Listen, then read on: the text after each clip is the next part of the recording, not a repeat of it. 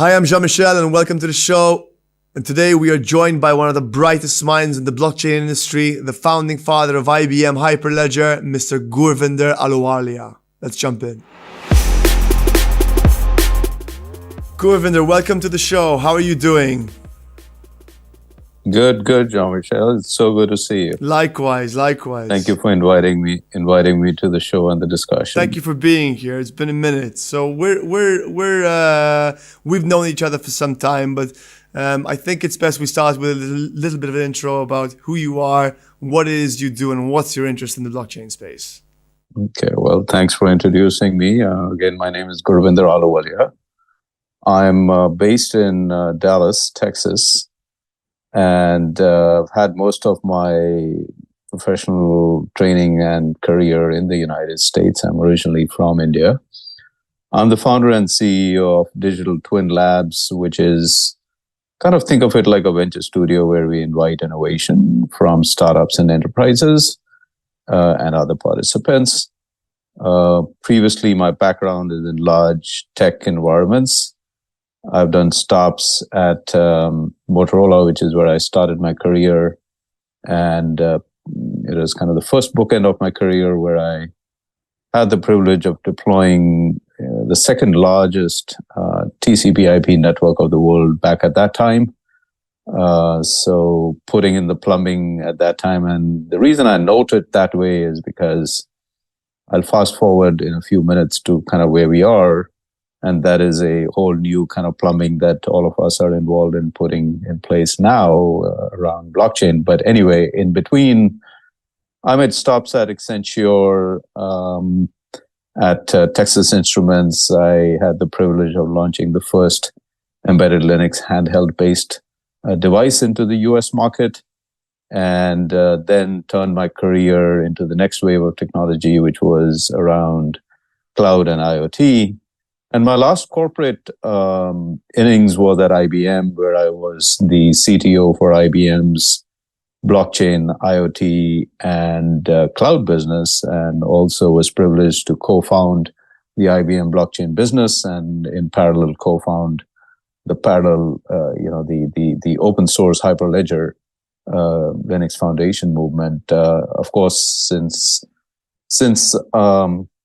since removing my IBM uniform in 2017, when I formed Digital Twin Labs, I've been working more agnostically with different kind of blockchains. So to close out on the current bookend of where I am in my journey, it's stewarding the industry and putting in, with help from people like you and many others, putting in what I would say as kind of the next generation of plumbing for the internet with incentives and governance. So I'm sure we'll be talking more about that. But back to you. Absolutely. So you've had a spectacular career, I think, to say the least. One which I'm sure you've worked extremely hard for. So what was it about 2017 that made you want to step away from that traditional direction and do things differently?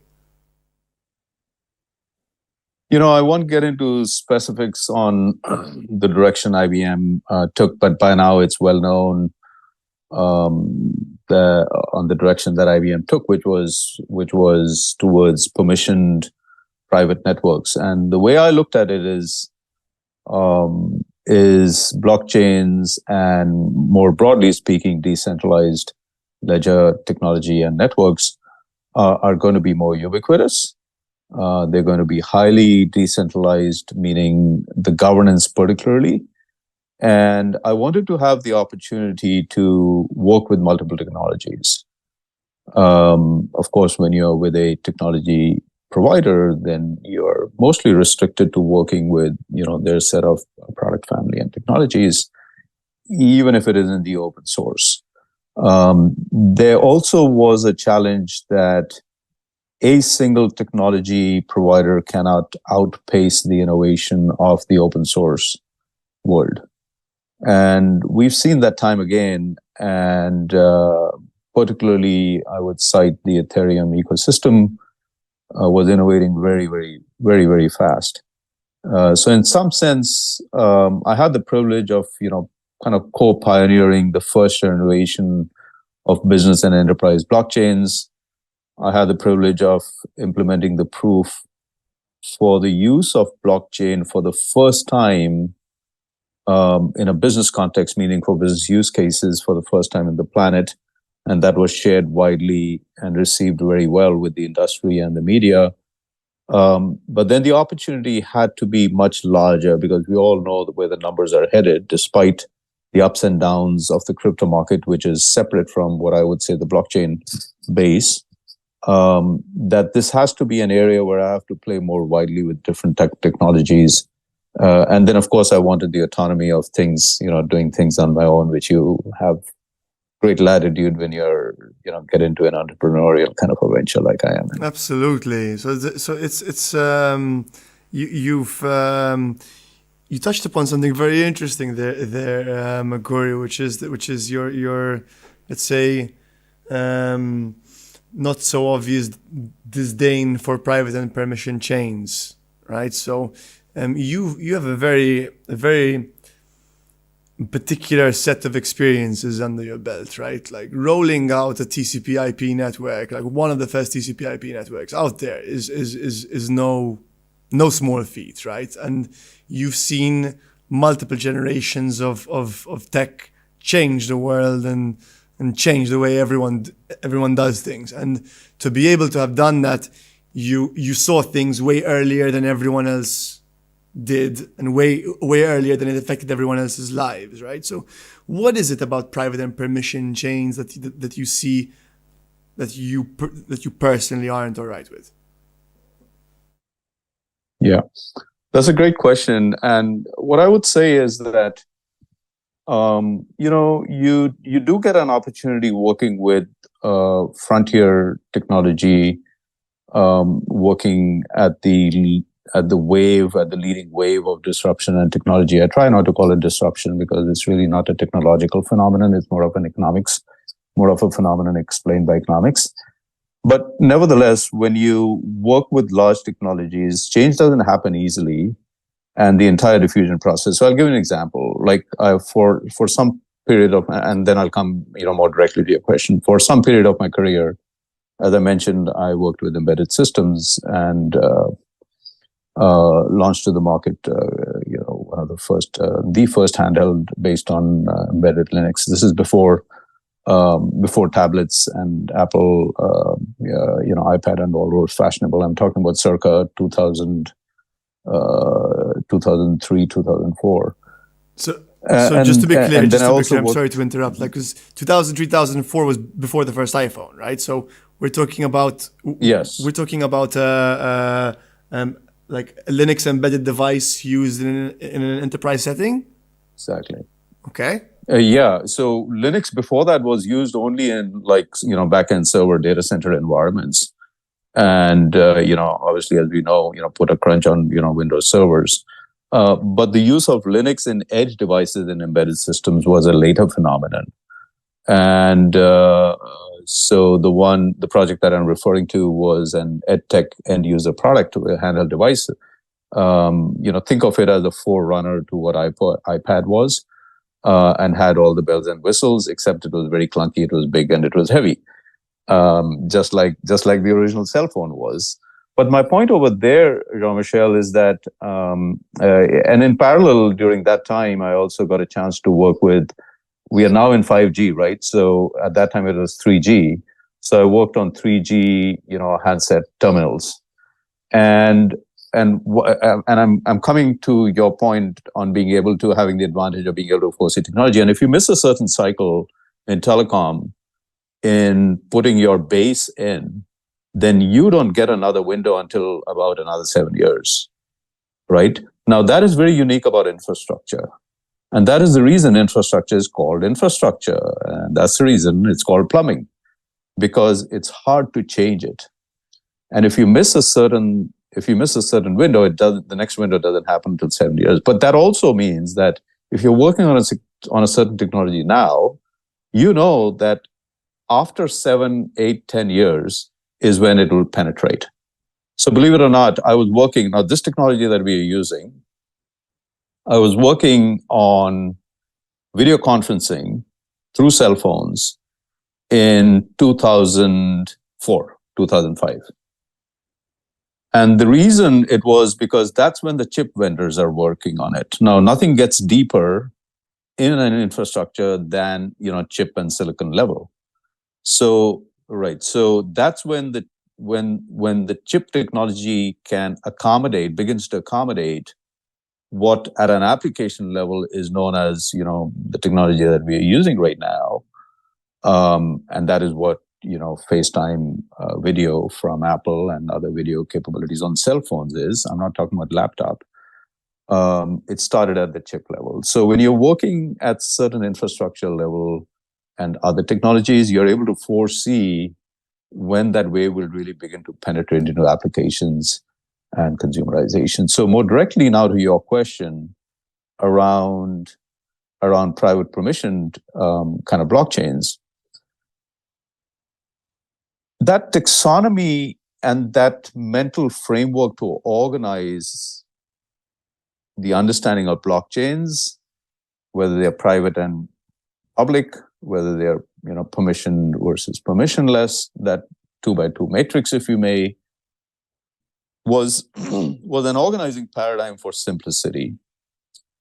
Even though the aspect of being private is very, very important to enterprises, right? So that aspect became very, very emphasized in kind of establishing a taxonomy of blockchains around the time when I got into the blockchain space, which is 2013, 2014, more realistically, and then it started taking, some early contours in 2015, and then the business units and the open source movement started in 2016. Now, of course, Ethereum was at work, prior to that. So when the first enterprise use case of using blockchain was proven in the work that me and a few others did at IBM in collaboration with Samsung, which incidentally was a IoT smart home use case. It was a prototype, but then the enterprise hardening and the requirements began to dominate, right? So what is important in the discussion of private permissioned is not so much private and permissioned, but it is more privacy.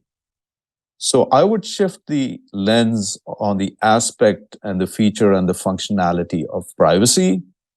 Whether that privacy comes from a private blockchain or a public blockchain then becomes a lower rung of discussion. So the first set of enterprise business blockchains really went after, let's keep it private, let's keep it permissioned. And that's not a good or bad argument. It is an argument of the reality on where the maturity of blockchains and where the maturity of being able to implement privacy was.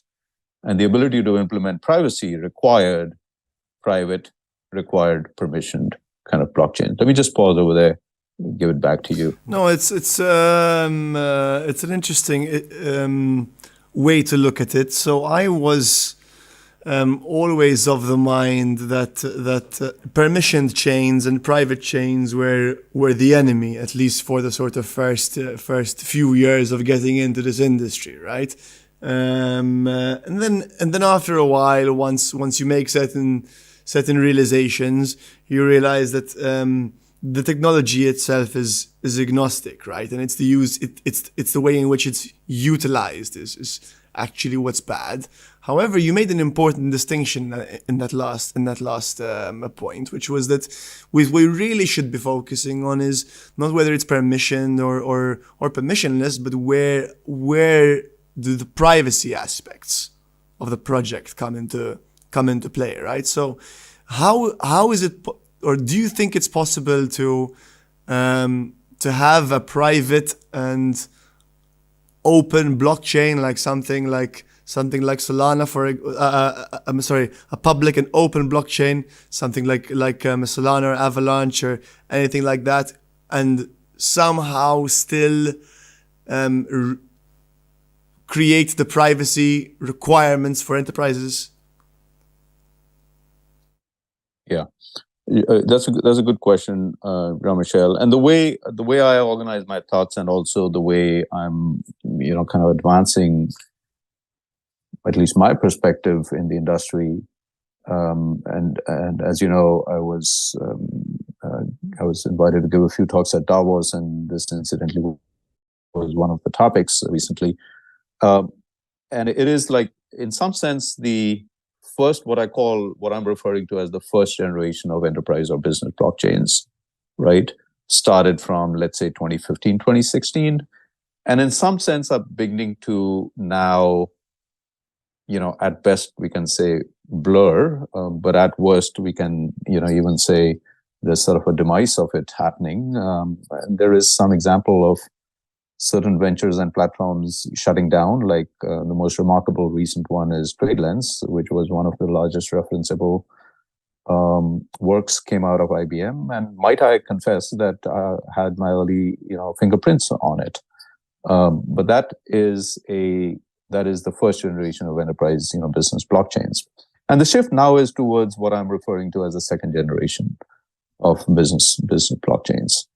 And you named a few of those, but I think the aspect of privacy is still important. Now, this data point I'm headed to quote from Salesforce might be a little bit dated, but directionally it's still useful.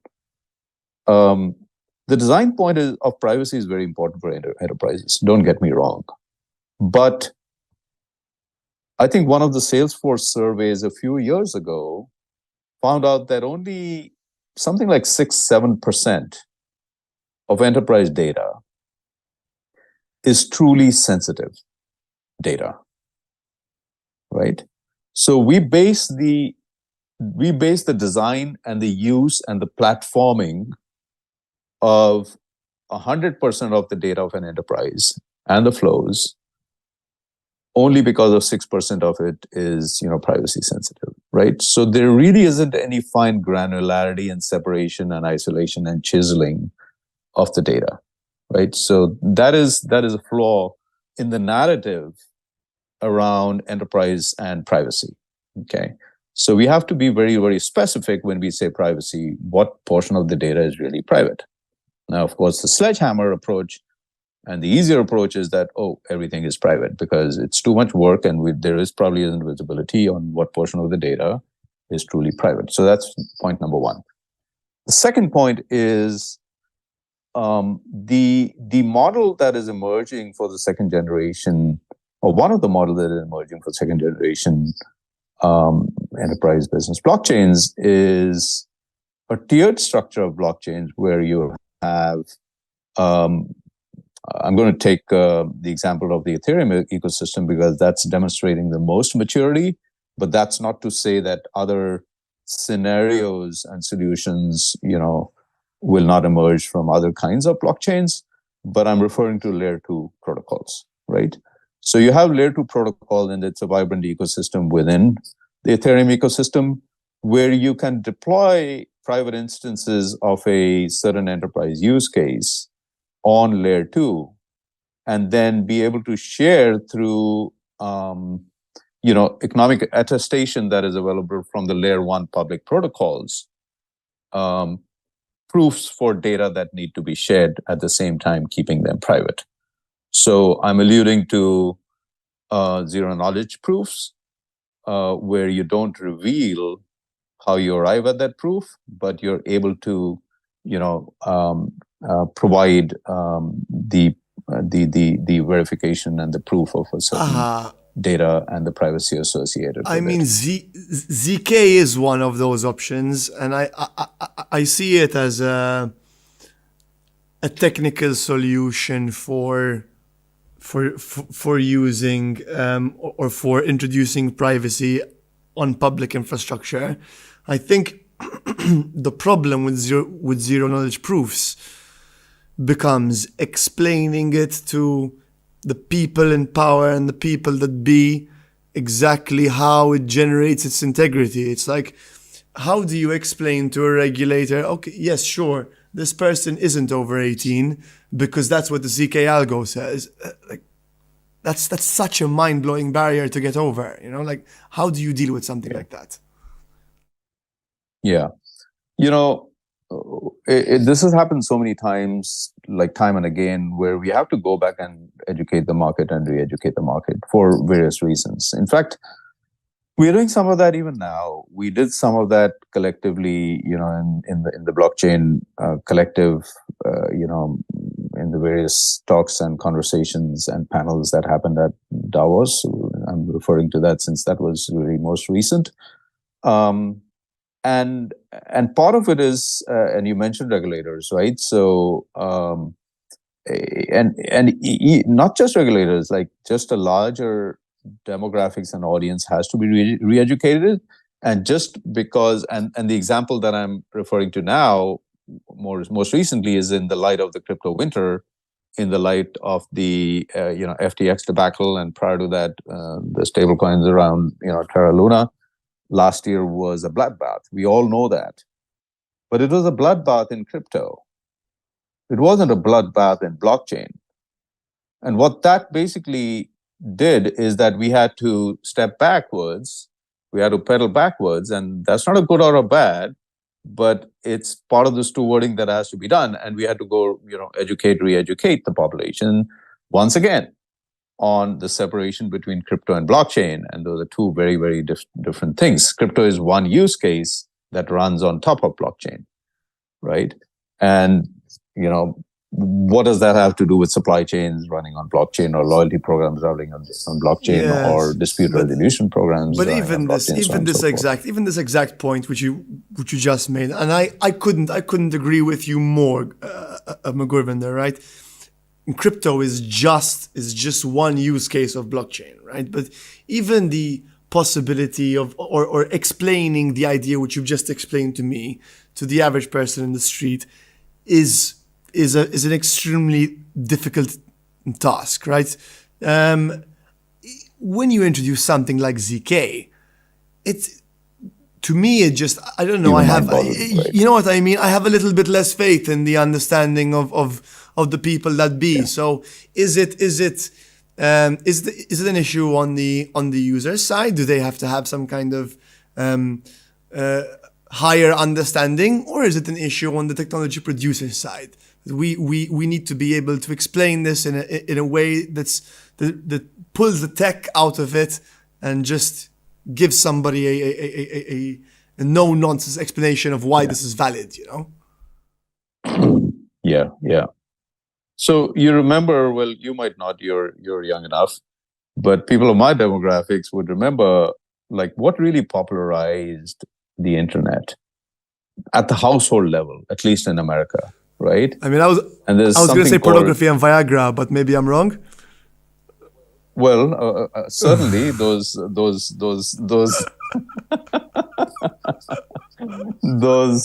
you know, catalyze the adoption, and, you know, wherever technology goes, those kind of things go with it.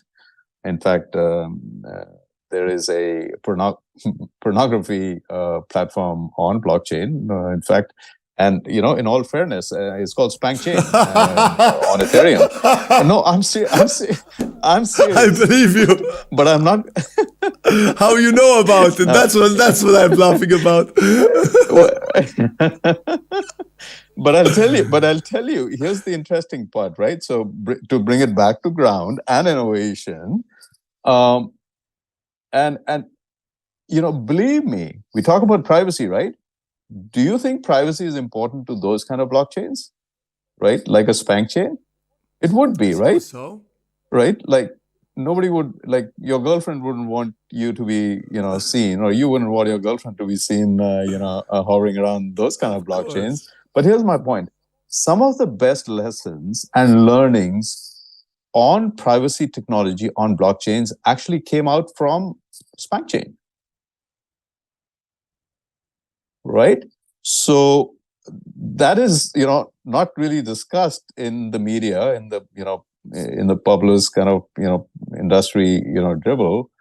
But there is real innovation for other use cases that comes out of these different use cases that we don't think so much of. Here's the other example: CryptoKitties. You remember that one, right? CryptoKitties was the first one to test the horsepower and the scalability and brought Ethereum down to its knees from the crunching that happened. But the other thing that it really pioneered is NFTs, right? So there are these very, very interesting alternative use cases that actually provide innovation to real business enterprise use cases. So coming back to, how we benefit from identity, privacy, that was some of the pioneering work that was spawned from, some of these fringe platforms, if I might say, fringe use cases. But then that innovation gets used by, supply chain business cases. And by the time that happens, you kind of lost the provenance. So many people forget that the internet, like we said, right, was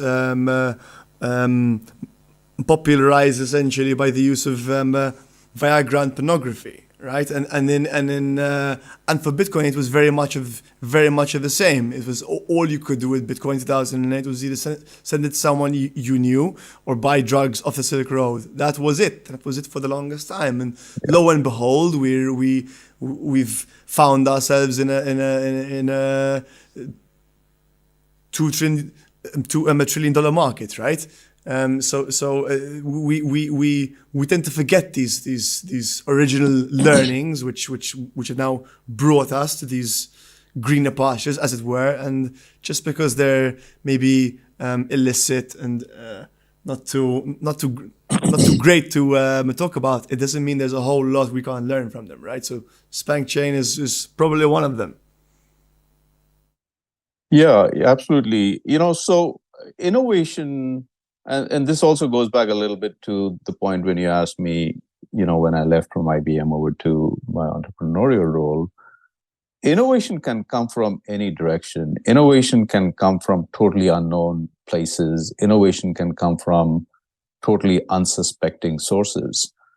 As we know from, military history, for, wars are won or could be lost for want of a nail, or for, Napoleon's buttons.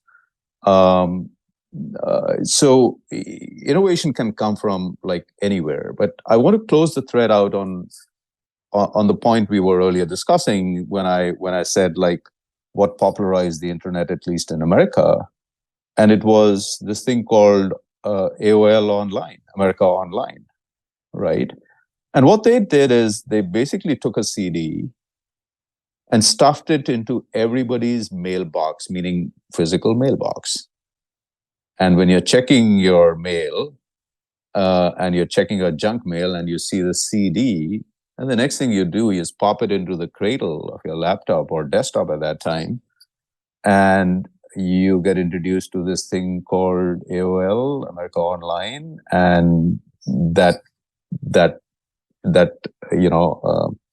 soundbite, you got mail, after which even a movie has been made.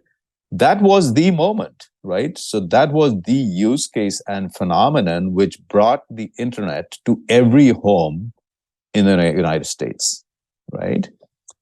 We don't have an AOL kind of a moment in the blockchain industry. We still struggle, as you were pointing out, on, how do we convince regulators and others around zero knowledge proofs and trust, cryptographic methods, and so on and so forth. We really shouldn't have to.